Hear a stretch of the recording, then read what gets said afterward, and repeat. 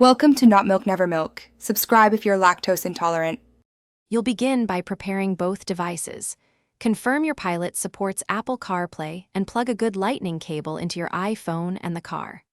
On your phone, turn on Bluetooth and Wi-Fi and keep the screen unlocked. The system needs active connections to negotiate permissions.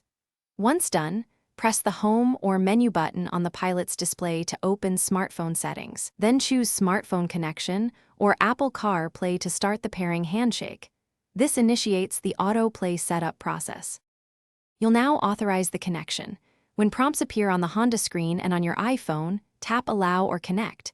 This grants CarPlay access to maps, audio, and messages. If your Pilot supports wireless CarPlay, select Wireless and follow pairing codes. Otherwise, keep the cable plugged in.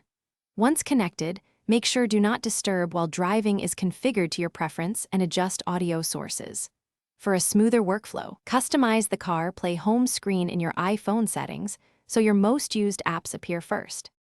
Finish by confirming functionality. Open Maps, make a call, and play audio to ensure controls and voice commands work.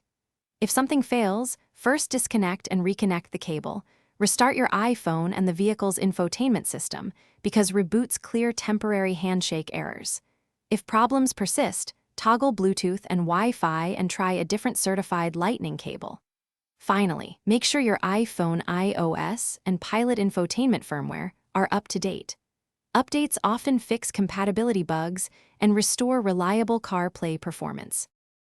Thanks for watching. If this was helpful, leave a like and consider subscribing. See you next time.